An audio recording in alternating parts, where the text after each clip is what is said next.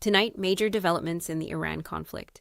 The next steps could unfold in Pakistan, where U.S. envoys Steve Witkoff and Jared Kushner are expected to meet with Iranian officials in Islamabad, according to reports. The White House says the situation remains fluid, warning that any speculation about meetings should not be considered final until officially confirmed. Meanwhile, President Trump says there is progress. We've had very strong talks. We'll see where they lead. The United States is now postponing attacks on Iran's energy infrastructure for 5 days, following what the administration describes as productive discussions. We have major points of agreement, almost all points. But Iran is pushing back. A senior Iranian official claims there have been no negotiations at all, calling the reports fake news designed to manipulate oil markets and distract from what they describe as a difficult situation for the U.S. and Israel. Despite that denial, President Trump insists communication is happening. They need better public relations. Their communication has been blown apart. At the same time, Iran's leadership is reportedly in chaos after targeted strikes by U.S. and Israeli forces. Multiple countries, including Egypt, Pakistan, and Turkey, are believed to be acting as intermediaries, passing messages between both sides. This all follows Trump's earlier ultimatum: reopen the Strait of Hormuz, or face strikes on Iran's power infrastructure. That narrow waterway has effectively been closed since the conflict began, sending shockwaves through global oil markets. But after today's announcement, oil prices dropped sharply. The administration says this is short-term disruption to solve a long-term global threat. This is a few weeks of turmoil to solve a multi-generational problem. Even while addressing domestic issues in the U.S., Darwin, the president remained focused on the conflict. They want peace, and they've agreed they will not have a nuclear weapon. But critics disagree. Some argue the escalation could make the region even more dangerous, warning that removing leadership does not necessarily eliminate the threat. And despite the pause in strikes on energy infrastructure, the Pentagon confirms that U.S. military operations continue. Precision strikes against Iranian military targets are still ongoing. President Trump has now given Iran 5 days to continue negotiations. Behind the scenes, discussions are reportedly taking place, but the big question remains: who is actually in charge in Iran right now? There are reports that Iran's parliament leadership is involved, but it's unclear whether they have full authority. Strait of Hormuz. The real battle at the center of everything is one critical nukt: the Strait of Hormuz. This is one of the most important choke points in the world. Around 20% of global oil supply passes through it. Any disruption affects the entire global economy. That's why this conflict is not just regional, it's global. There is also growing concern about Iran's missile capabilities. Just days ago, Iran launched a missile toward the Diego Garcia base, thousands of kilometers away. This directly contradicts previous claims that their missile range was limited. If fired in another direction, analysts say it could potentially reach Europe. This raises a serious question. Was the threat underestimated? Political divide. Inside the U.S., there is still no clear consensus. Some support negotiations. Others question whether Iran can be trusted at all, because history shows one thing clearly: Iran has repeatedly violated agreements in the past. Global impact. Meanwhile, energy markets are reacting in real time. Oil prices dropped after the pause announcement. Stock markets surged on hopes of a deal, but volatility remains extreme. In just 48 hours, oil spiked above $100, then dropped below $90. Everything now depends on one thing: will there be a deal or escalation? Right now, the world is watching a critical 5-day window. A deal could end the conflict, or failure could trigger a massive escalation targeting Iran's infrastructure. And one question remains above all: is this the beginning of the end, or just the calm before a much bigger storm? President Trump says that at the end of this 5-day period, it could lead to a very good deal for everyone. He said that if diplomacy works, it would be just as effective as going all the way militarily, and better, because it would avoid even more destruction. But he also made clear that if talks fail, the bombing will continue. Meanwhile, Treasury Secretary Scott Bessent says the conflict may need to intensify before it can truly wind down. He argues that this is the only language the Iranian regime understands. That raises the central question: is the president trying to wind this war down or escalate it? The answer may be both. Sometimes the argument goes, you have to escalate in order to de-escalate. That appears to be the strategy now.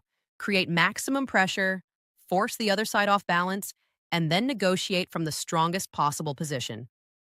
Supporters of the president say that is exactly what he has been doing for decades. They also point out that Iran has repeatedly lied in the past. Iran claimed it was not pursuing a nuclear weapon. Iran also claimed it did not have missiles capable of reaching longer distances. But recent events appear to contradict those claims.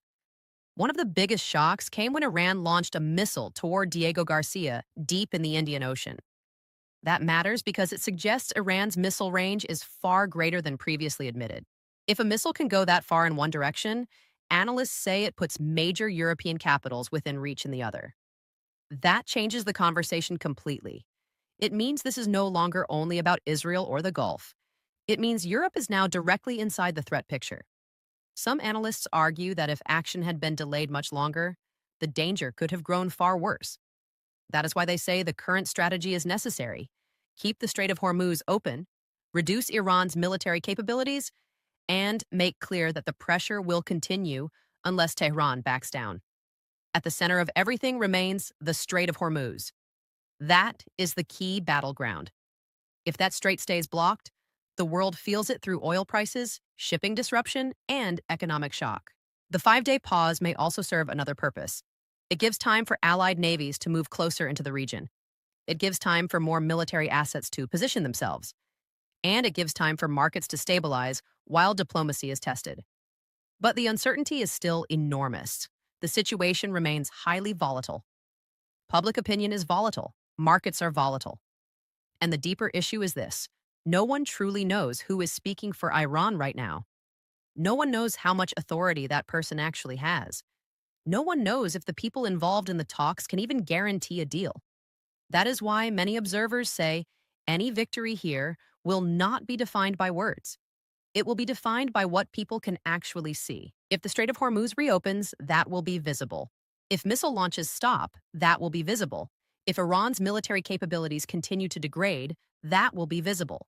Until then, everything remains up in the air. There is also political disagreement over what all this means.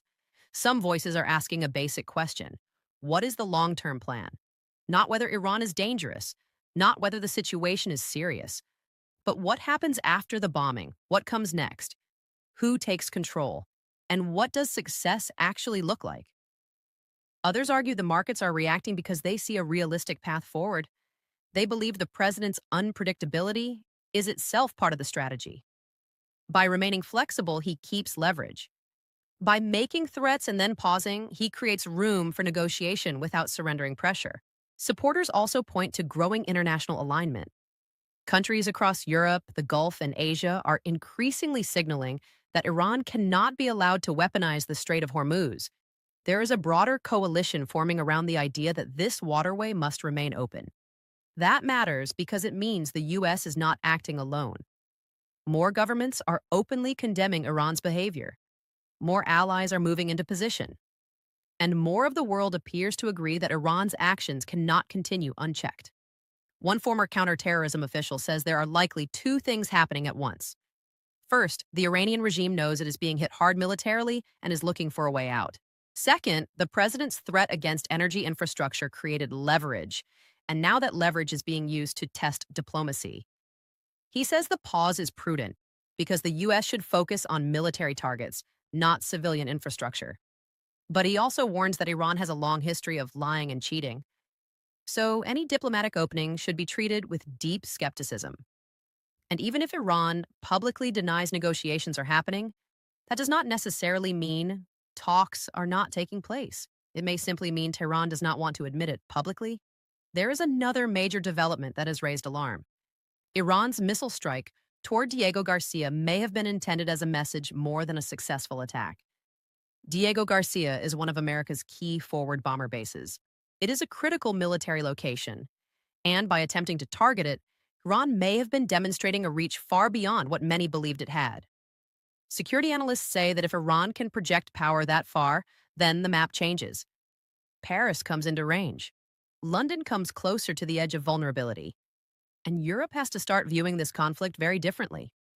In that sense, Diego Garcia may not have been just a target. It may have been a warning. Analysts say Iran's escalation has failed strategically, but it still has dangerous capabilities left. That is why some believe military operations must continue until those capabilities are broken further. They point to underground missile sites, anti-ship systems in the Strait of Hormuz, and mobile launch threats that still remain active. Another defense analyst says the danger is not theoretical anymore. Iran's long-range missile capability now appears real. And once that is paired with a nuclear weapon, the threat expands from Europe to the United States itself. That is why the stakes are so high. That is why allies are watching closely. And that is why this 5-day pause is not peace. It is a test. A test of whether Iran is serious. A test of whether diplomacy can produce anything real. And a test of whether pressure can succeed without forcing a wider war. Meanwhile, markets are reacting instantly to every headline. Stocks surged after the pause was announced. Oil prices dropped sharply. Investors clearly want this conflict to cool down. But the relief is fragile, because everyone knows the clock is still ticking. If talks fail, the next step could be much harsher. And if they succeed, it could reshape the balance of power in the region. There is also growing pressure from Gulf states. Many of them are now more openly aligned with the United States than before. Instead of pulling away, they appear to want more American security involvement, not less. That may be one of Iran's biggest strategic failures. Rather than pushing America out of the region, its actions may have pushed more countries closer to Washington. So now, the next 5 days matter enormously. This is not the end of the story. It is the decision point. If diplomacy works, the war could begin to wind down. If it fails, the strikes may intensify again. And the final question remains the same. Is this the beginning of the end, or only the pause before the next phase of Operation Epic Fury? In other news, shocking update. 9,000 strikes hit Iran. War could escalate in 5 days. America First Watch reports the latest on President Donald Trump's ultimatum to Iran, the escalation inside Iran amid Operation Epic Fury, and more. Damage in central Israel after Iran fired another overnight barrage. At the same time, President Trump says he is working on a deal to end the fighting. Today, the Israeli government is voting to extend the country's state of emergency for 3 additional weeks. That comes as Iran continues its missile barrages toward Israel, launching at least 8 of them since last night. One of those missiles carried a 220-pound warhead. In Tel Aviv, the aftermath was severe, with smoke rising across the skyline. At least 9 people were treated by first responders for injuries. Emergency crews arrived shortly after the explosion and began removing debris and rubble from the site of a direct missile impact. Early this morning, black smoke billowed into the sky after an Iranian ballistic missile struck Tel Aviv directly. Part of an apartment building was completely sheared off. At least 6 people were wounded in Israel's second-largest city as the missile barrages continue. Emergency responders said they rushed straight into the building despite the risk of collapse, fire, and burning vehicles.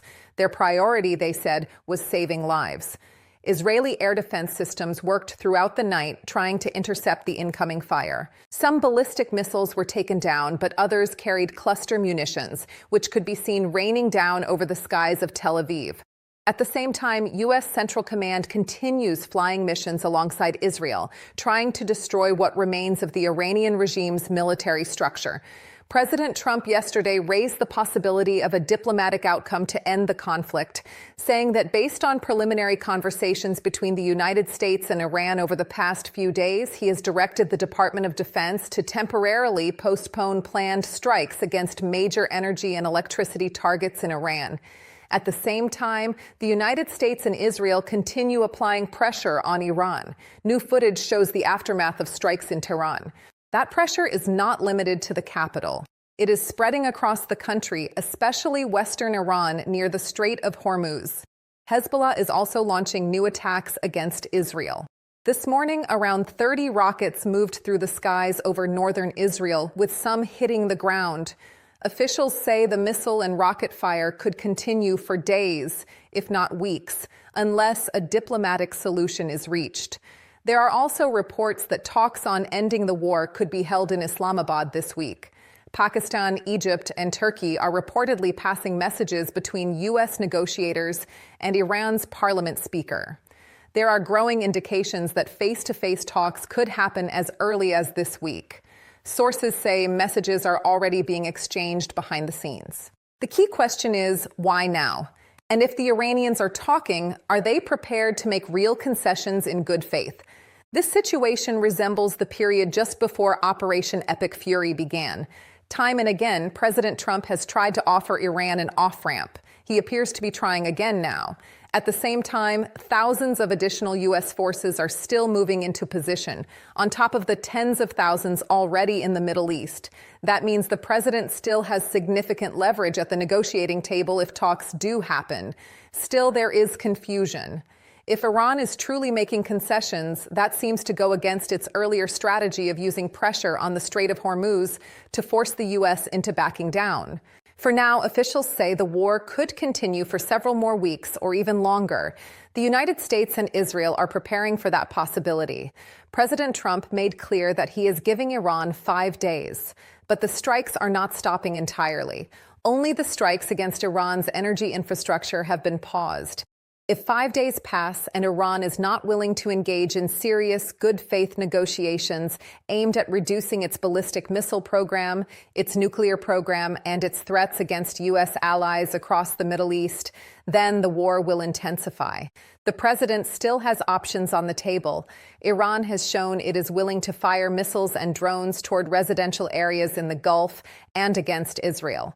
So the question at the negotiating table is whether Iran is willing to curb its nuclear ambitions, stop producing ballistic missiles, and genuinely change course. President Trump said something important yesterday. He said there is not yet regime change in Iran, but he is already starting to see what he called a changed regime. That is partly because much of Iran's leadership has already been taken out, and those who remain, including hardliners, now appear to understand that they are running out of leverage. They still have a stockpile of ballistic missiles, and they may continue using them against U.S. and Israeli forces in the region. But their ability to produce more is becoming limited.